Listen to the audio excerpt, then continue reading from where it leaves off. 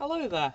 If this screen recorder that I've downloaded is working properly, then you should now be able to hear me through my microphone and also look at what I'm doing. This is my base 10 counter, which I've been working on. This screen over here, just behind me, this will show numbers depending on how many times I press this button here. This one on the left is the reset that sets it back to 0. So I press this button, and after quite a bit of lag, because of all the circuitry back there and the time the signal takes to get through, it says I press it one time. And depending on how many times I click this button, it comes up with different numbers. And it comes up with numbers from 0 to 9. Hence, I suppose it can't truly be called a system capable of counting up to 10. However, since it can display 0, I'm calling it a base 10 counter.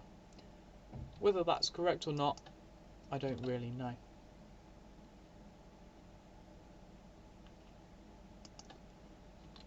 You may notice as well that these pixels around the side here, from the top to the left to the bottom to the right, they aren't actually used. I tried using them with some of the numbers, but I found it looked quite messy, so I didn't like that. I just left them as unprogrammed, although the functionality for them is still in there if you did want to program something into them. After 9, if you press it, it resets to a blank screen, takes some time to send another signal around the circuit, and then comes back with 0. Perfect.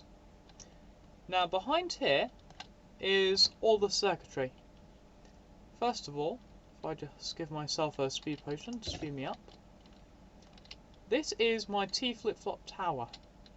Each of these green pieces here, they deal with the signal and they toggle their output every time they get a signal come in. I'll show you in a moment what I mean if you don't really understand. And then you have these output lines here. Now they can be in a mixture of settings depending on what number they're trying to produce. There are 4 of them, and they can either be off, like these ones over here are, these wires, or on, as they currently are, because they're producing a 0. Now what that means is that they have 2 outputs and there are 4 wires, so the number of unique outputs possible through using all 4 wires is 16, which is 4 wires to the power of 2 outputs each. Hence, it can do 16 outputs, but I only use 10 of those just for simplicity's sake. This is my miniature T flip-flop. It's just one of the cards that's used in the machine to show you what I mean. The signal comes in when you press the button, and that yellow plus at the other end changes on. When it gets another signal, it turns off. And by stacking those, you can keep more and more in memory. If you're wondering what these are just representations of the number, so that I could work out where I needed to place the torches in order for the right pixels to come out. And then we go along this output line. Give myself another speed potion there. And this green segment over here is my decoder board. You get a different combination of these torches come on or off, and depending on which one of these lines is on, then the torches will react differently. You can see that pretty much all of these have a torch along this edge. However here, well, actually they do all have it. Let's look on this edge instead. You see here there's one for number 1. However, for 2 there isn't one. For 3 there is one. Depending on what torches are in place, it can illuminate them, which means that they can't come on. However, with 0, there are no torches on any of these, But on its inverse, which is down here, there are torches.